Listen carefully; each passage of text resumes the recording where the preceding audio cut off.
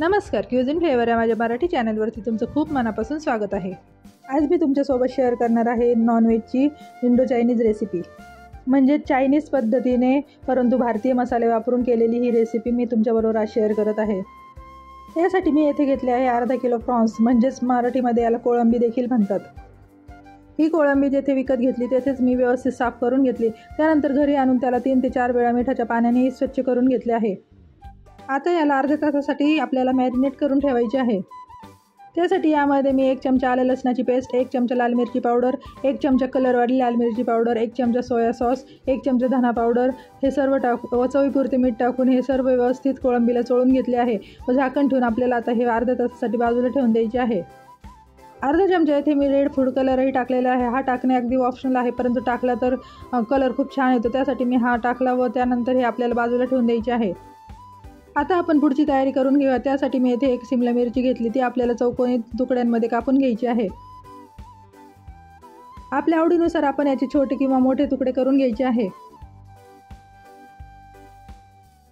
कोळंबी मी शक्यतो बाहेरूनच साफ करून आणते, कारण की ती मला जमत नाही। जर तुम्हाला जमत असेल तर तिला व्यवस्थित साफ करून घ्या। तिला भरपूर असे पाय असतात, ते पाय आपल्याला संपूर्णपणे काढून घ्यायचे असते। त्याचप्रमाणे त्याच्या पुढे व मागे पुढच्या बाजूला व मागच्या बाजूला एक वेन्स पण असते, ती आपल्याला पूर्णपणे काढून घ्यायची असते। ती जर न काढली नाही तर आपल्याला त्रास होण्याची शक्यता असते, त्यामुळे कोळंबी स्वच्छ करताना ही काळजी आपल्याला घ्यायची असते।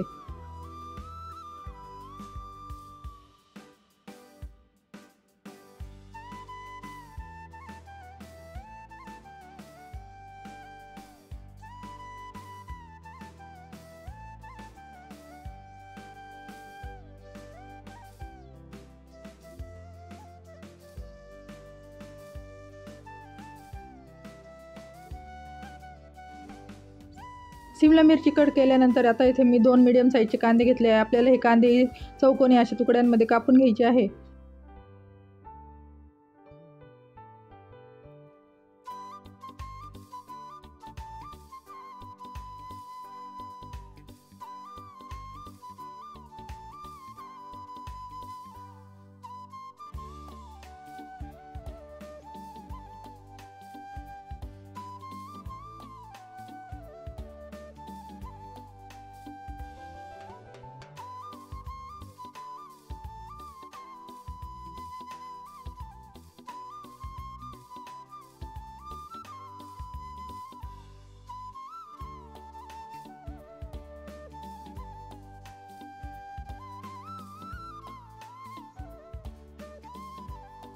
त्यानंतर 7 ते 8 लसणाच्या पाकळ्या आपल्याला इथे बारीक बारीक तुकड्यांमध्ये कट करून घ्यायचे आहे।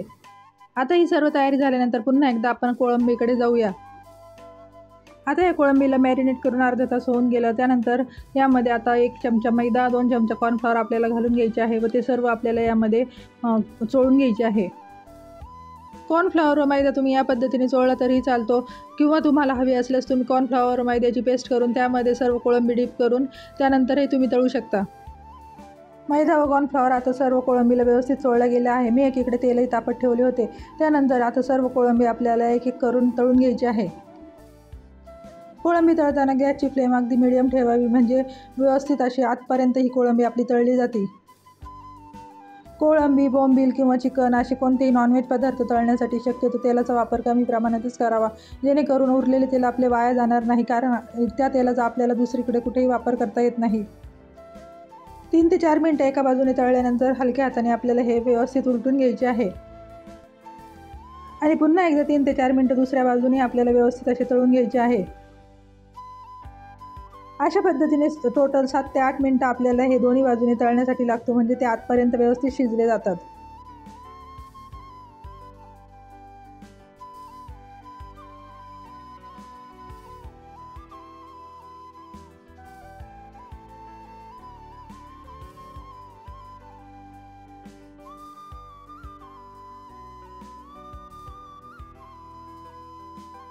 7 ते 8 मिनिटानंतर तुम्ही पाहू शकता कोळंबी मस्त तळली गेली आहे, कलरही खूप छान आलेला आहे।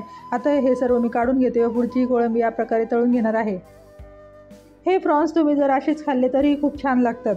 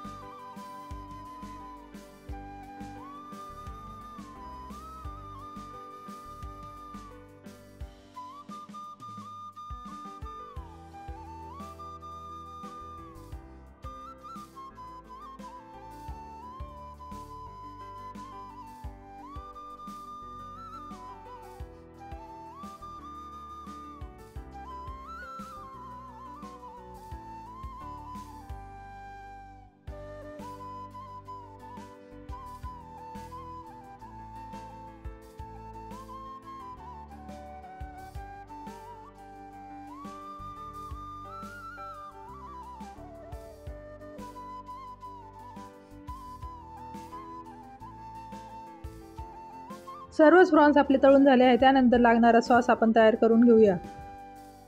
आता कढई मी पुन्हा एकदा स्वच्छ करून घेते. त्यानंतर प्रॉन्स तळून उरलेले तेलच मी यामध्ये वापरणार आहे. येथे 2 चमचे तेल मी कढईत घालून घेतले. त्यानंतर बारीक चिरलेला लसूण यामध्ये घालून घेतला. त्यानंतर चिरलेला कांदाही यामध्ये व्यवस्थित असा 2 मिनिटांसाठी परतून घ्यायचा आहे. कांदा 1 मिनिटभर परतल्यानंतर त्यामध्ये चिरलेली सिमला मिरची घालून घ्यायची व 2 ते 3 मिनिटांसाठी हे व्यवस्थित मोठ्या गॅसवरच आपल्याला परतून घ्यायचे आहे. 1 चमचा आलं लसणाची पेस्ट घालून कांद्याबरोबर ती सुद्धा 1 मिनिटभर आपल्याला व्यवस्थित अशी परतून घ्यायची आहे. 3 ते 4 मिनिटं कांदा व सिमला मिरची व्यवस्थित परतून झाल्यानंतर त्यामध्ये आपल्याला बाकीचे सॉस घालून घ्यायचे आहे. यामध्ये आता 1 चमचा सोया सॉस, 1 चमचा टोमॅटो सॉस, 1 चमचा शेजवान सॉस, 2 चमचे लाल मिरची पावडर हे सर्व घालून कांदा व सिमला मिरची बरोबर व्यवस्थित अशी परतून घ्यायचे आहे. सर्व सॉस मसाले घातल्यानंतर तुम्ही पाहू शकता आपल्या प्रॉन्स चिलीसाठी लागणाऱ्या सॉसचा कलर किती सुंदर आलेला आहे. आता येथे 1.5 चमचा मी कॉर्नफ्लॉवर घेतले आहे. त्यानंतर त्यामध्ये थोडेसे पाणी घालून आपल्याला याची व्यवस्थित अशी पेस्ट करून घ्यायची आहे.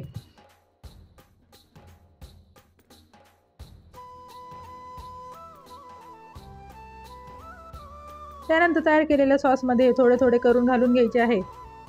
एकसाथ सर्व कॉर्नफ्लॉवर घालून घ्यायचे नाही तर कढईच्या तळाशी जाऊन ह्याची गुठळी होण्याची शक्यता असते. त्यानंतर थोडेसे वाटी धुवून आपल्याला पुन्हा एकदा यामध्ये थोडेसे पाणी घालून घ्यायचे आहे.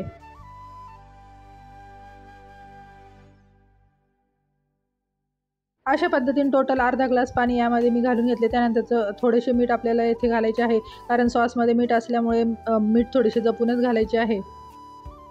आता तळून घेतलेली सर्व कोळंबी आपल्याला यामध्ये घालून घ्यायची आहे व 2 ते 3 मिनिटं बारीक गॅसवर ही व्यवस्थित अशी परतून घ्यायची आहे. अशाच पद्धतीने तयार झाली आपली ही चिली प्रॉन्सची रेसिपी. तुम्हाला ही रेसिपी कशी वाटली हे नक्की कमेंट करून सांगा आणि तुम्हाला ही रेसिपी आवडली असेल तर तुम्ही ही नक्की ट्राय करून पहा आणि माझ्या चॅनलवर जाऊन माझी दुसरीही रेसिपी नक्की ट्राय करून पहा. आणि चॅनलवर जर नवीन असाल आणि सबस्क्राईब केलं नसेल तर नक्की सबस्क्राईब करून जा. लाईक करा, शेअर करा, कमेंट करा. थँक्यू.